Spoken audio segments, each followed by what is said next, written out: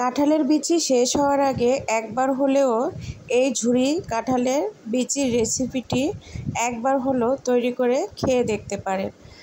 কথা দিচ্ছি অসাধারণ লাগবে। এই কাঁঠালের বিচির রেসিপিটি এত সুস্বাদু যে গরম ভাত বা পোলাওয়ের সঙ্গে খেতে কোনো জুড়ি নেই। 1 প্লেট ভাত অনায়াসে খেয়ে ফেলবেন, এত সুস্বাদু একটি রেসিপি। আসসালামু আলাইকুম, মনিরা ব্লগ কিচেন থেকে আমি মনিরা বলছি। আজ তৈরি করে দেখাবো আপনাদের কাঁঠালের বিচি দিয়ে ঝুরি ভাজি, সঙ্গে বাদাম থাকছে।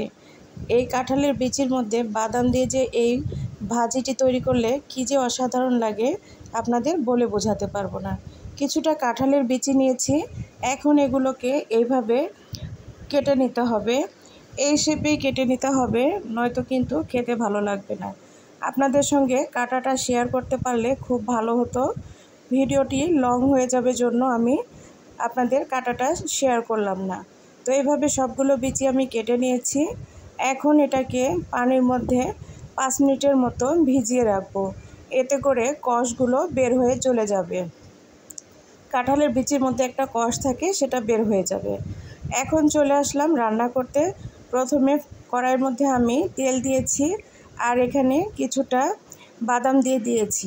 এই বাদামটা আজকের রেসিপিতে আমি ব্যবহার করব।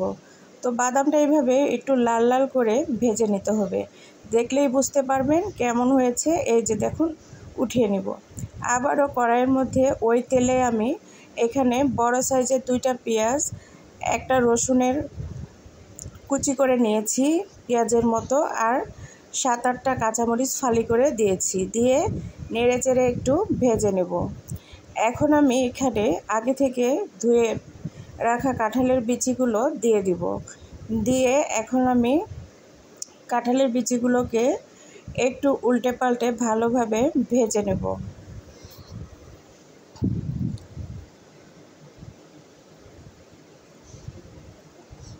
কিছুক্ষণ এভাবে তেলের মধ্যে ভেজে নিতে হবে। এখানে কোনো পানি ইউজ করা যাবে না। পানি ইউজ করলে কিন্তু আসল টেস্টটা পাবেন না। পানি দিয়ে দিলে কিন্তু কাঁঠালের বিচিটা সেদ্ধ হয়ে যাবে, কিন্তু আসল যেই টেস্টটা সেটা পাবেন না। সম্পূর্ণ রান্নাটা তেলের মধ্যেই একটু সময় নিয়ে করতে হবে। এখানে আমি ব্যবহার করলাম 1/2 চামচ হলুদ আর 1 চামচ লবণ। লবণটা দেখে শুনে দিবেন, যেহেতু কাঁঠালের বিচির পরিমাণ আমার এখানে কম, সেহেতু আমি 1 চামচ দিলাম ছোট চামচের, এটাতেই এনাফ। এখন এইভাবেই জাল করে নিতে হবে। তেলের মধ্যে কিছুটা সময় আমি প্রথমে এইভাবেই নেড়ে চেড়ে নিব।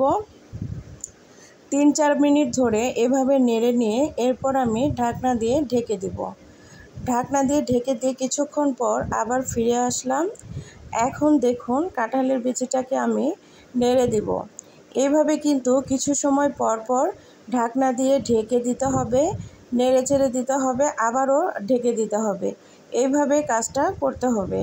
আর অবশ্যই খেয়াল রাখবেন চুলার আঁচটা যেন একদম লোতে থাকে। হাই হিট বা মিডিয়াম হিটে এইটা কিন্তু রান্না করা যাবে না। তো জালের দিকটা সবসময় একটু লক্ষ্য রাখবেন। অতিরিক্ত জালে কিন্তু এটি তাড়াতাড়ি লাল হয়ে যাবে, কিন্তু খেতে ভালো লাগবে না।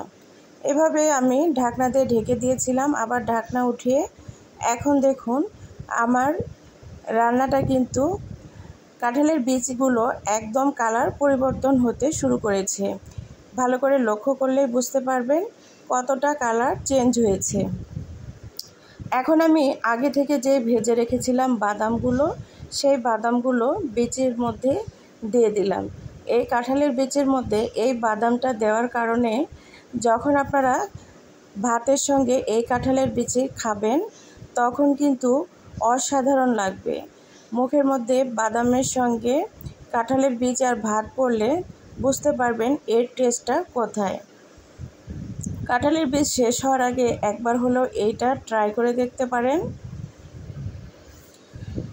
আজকের রেসিপিটি খুব সাধারণ, কিন্তু খেতে অসাধারণ। কেমন লাগলো আজকের আমার রেসিপিটি অবশ্যই কমেন্ট করে জানাবেন। যদি বেশি ভালো লাগে তাহলে অবশ্যই শেয়ার করবেন বন্ধু এবং পরিবারের সঙ্গে। যারা আমার চ্যানেলটি এখনও সাবস্ক্রাইব করেননি প্লিজ আমার চ্যানেলটি সাবস্ক্রাইব করবে। এখন এইভাবেই নেড়েচেড়ে দেখুন নিচ্ছি। আমার কিন্তু কাঁঠালের বিচির কালারটা একদম চেঞ্জ হয়ে এসেছে। এই যে ফাইনালি রেডি আমার কাঁঠালের বীজের এই রেসিপিটি। এখন আমি নেড়েচেড়ে চুলাটাকে বন্ধ করে দেব।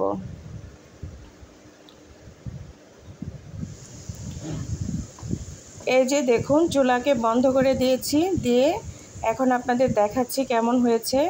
এটি অনেক মুচমুচে হয়েছে, এই যে দেখুন। আর খেতে কিন্তু দুর্দান্ত স্বাদের ছিল। ভালো থাকবেন, আজকে এখানেই শেষ করলাম। আল্লাহ হাফেজ।